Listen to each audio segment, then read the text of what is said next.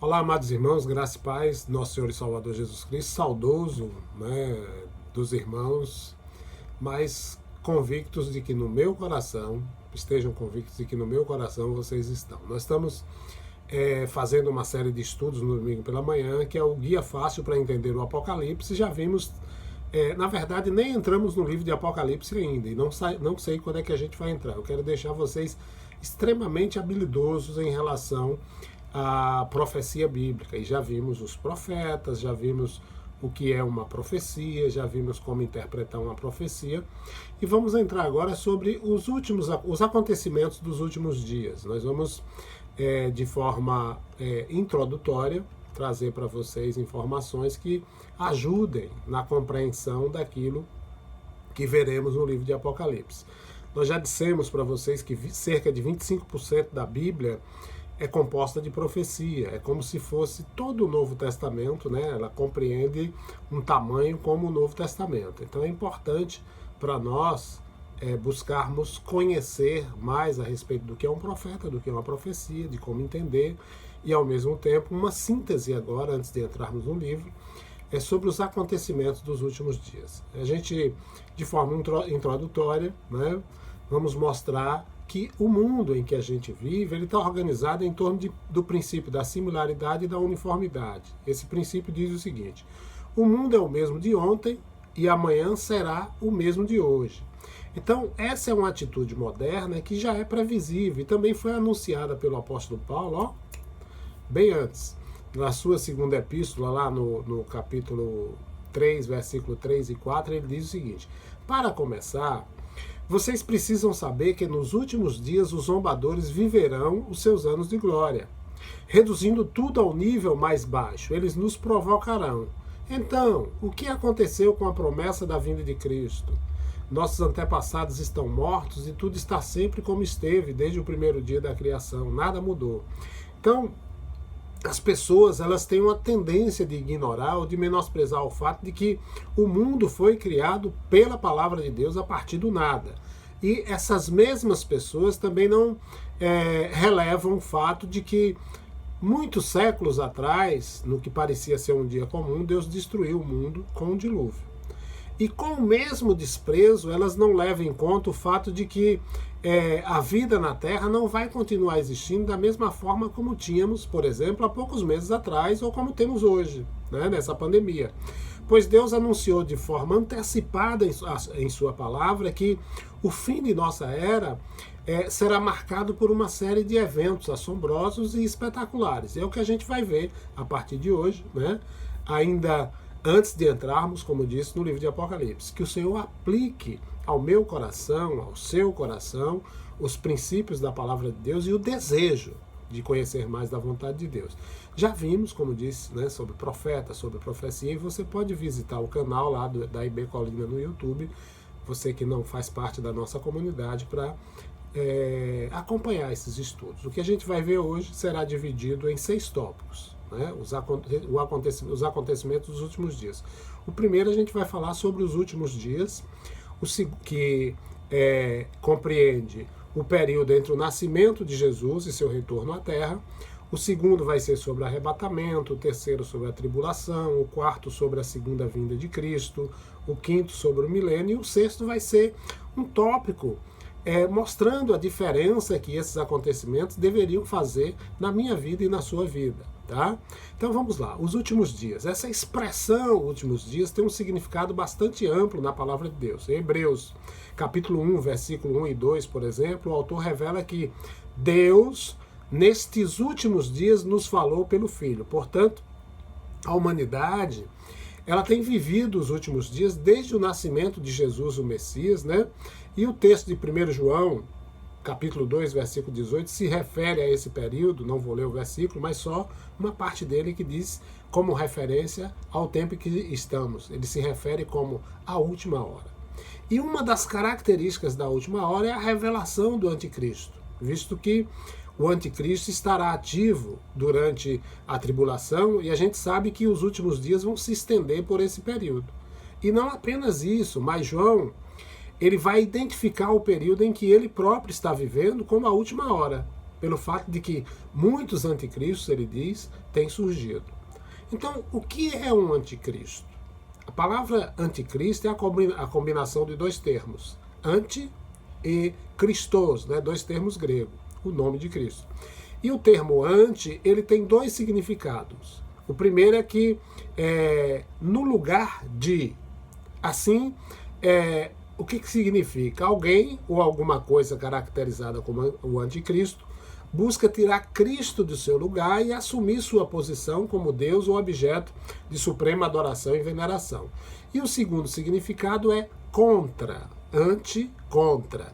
O anticristo ele busca não apenas tomar o lugar de Deus visando a suprema adoração, como também ele é terminantemente contrário a Cristo, a seu povo e aos propósitos do Senhor para o seu povo. Então, muitas pessoas, muitas organizações apresentaram essas características anticristãs ao longo da história. Só que durante a tribulação vai se levantar um homem e vai buscar tomar o lugar de Cristo, opondo-se a ele com tal ferocidade que será chamado de um anticristo.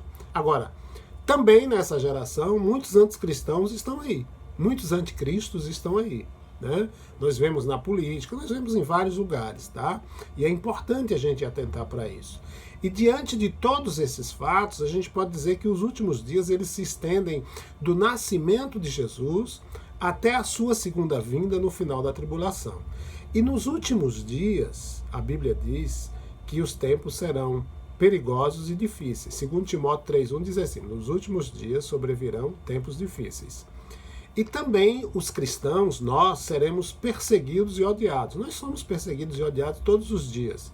Mateus 24, 9 e 10, mas vai haver uma profusão de ódio ainda maior nos últimos dias. Mateus 24, 9 e 10 diz assim: eles virão para lançar vocês aos lobos, para matá-los. Todos odiarão vocês por causa do meu nome.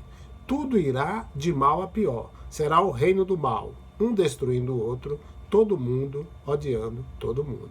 Percebam a nossa nação e outras nações como é que está o fator intolerância.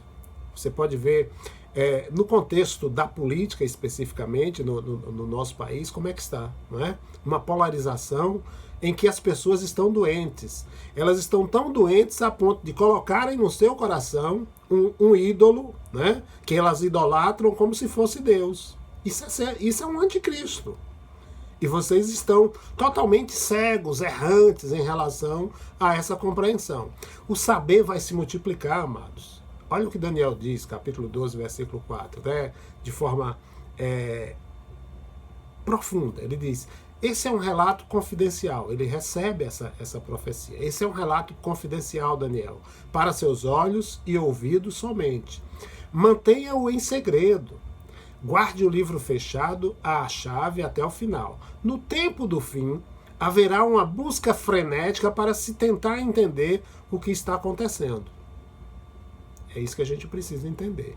O desejo de querer saber mais sobre Deus. Mas muita gente está querendo saber mais sobre profecia, sobre o que, por exemplo, está acontecendo nesse momento a partir de escritos meramente voltados para a autoajuda, meramente voltados para coisas que estão descontextualizadas do propósito de Deus.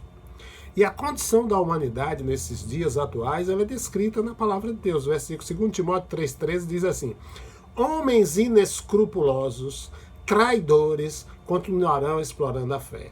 Mas são tão enganados quanto as pessoas que eles enganam. Enquanto eles existirem, as coisas irão piorar. E em 2 Timóteo capítulo 3, versículos de 1 a 5, a gente tem uma sequência de palavras, né, de termos, mostrando como a humanidade, como muitos estão agindo. Diz assim, 2 Timóteo 3, de 1 a 5, não seja ingênuo, tempos difíceis vêm por aí. À medida que o fim se aproxima, os homens vão se tornando egocêntricos, né? Ou seja, senhores de si, só eu tenho a razão, só eu sou o dono da verdade. Esse é o grande problema da nossa atualidade. Loucos por dinheiro, fanfarrões, ou seja, aquele que exagera aquilo que faz para impressionar as outras pessoas, arrogantes, blasfemos, ou seja, falarão de forma abusiva e caluniosa, sem respeito para com os pais, cruéis, grosseiros, ou seja, essa grosseria aqui ela está centrada na falta de carinho para com os familiares, né? E também por não ter nenhum amor por um familiar próximo. Então, interesseiros, sem escrúpulos, irredutíveis, caluniadores, ou seja, promovendo desculpas, buscando proveito próprio, sem autocontrole, selvagens, cínicos, traiçoeiros, seja para com o país, a nação, ou seja, para com o juramento, eu juro fazer isso, mas não faz, né? Ou quando alguém está em perigo, não está nem aí, ó. Essa pandemia a gente está vendo como é que as pessoas, boa parte dos líderes estão agindo. Impiedosos, vazios, viciados em sexo e alérgicos a Deus. Eles vão fazer da religião um espetáculo, mas nos bastidores se comportam como animais. Fique longe deles. Um outro fator que vai acontecer nos últimos dias, já está acontecendo, é que muitos na igreja vão se afastar da comunhão, vão dar ouvidos a espíritos enganadores e demônios. 1 Timóteo 4,1 diz, nos últimos dias, o Espírito Santo, né, deixa claro que, à medida que o tempo passa, alguns desistirão da fé para seguir ilusões demoníacas ensinadas por profissionais da mentira. Ou seja, vão ser iludidos pelo ego. E nos últimos dias, os homens vão explorar outros, vão se enriquecer de modo impróprio. A palavra de Deus diz em Tiago, capítulo 5, versículos de 3 a 6, o seguinte: o dinheiro de vocês é pura corrupção. Suas roupas de marca cheiram a podridão. O luxo de vocês é um câncer que corrói por dentro. Vocês pensam que estão ajuntando riquezas, mas o que estão acumulando é juízo divino. Todos os trabalhadores que vocês exploram e enganam estão clamando por justiça. As queixas dos que vocês prejudicaram e manipularam ressoam nos ouvidos do Senhor, o vingador. Vocês saqueiam a terra e se sentem bem com isso, mas, no fim de tudo, morrerão como todo mundo, apenas muito mais gordos. De fato, tudo que vocês fazem é condenar e matar gente boa e indefesa que não oferece resistência. Está aí uma síntese dos últimos dias, tá? Para que a gente possa atentar. Sugiro que você aprofunde a meditação nesses versículos que foram passados, tá? Porque aqui é uma síntese, você pode, à luz do Espírito, adquirir muito mais compreensão daquilo que estamos trazendo. E continuaremos a nossa série de estudos na quarta semana, se assim Deus nos permitir, próxima semana, na quinta semana, falando sobre o tema do arrebatamento, ok? Então que o Senhor Jesus continue cuidando de você e que o Espírito Santo continue imprimindo em você o desejo de crescer na graça e no conhecimento do Senhor. Eu fico feliz por poder trazer esse estudo. E Igreja Batista da Colina, estou muito saudoso, tá? Que Deus em Cristo vos abençoe ricamente e que a graça e a paz de nosso Senhor e Salvador Jesus Cristo seja com todos vós. Amém.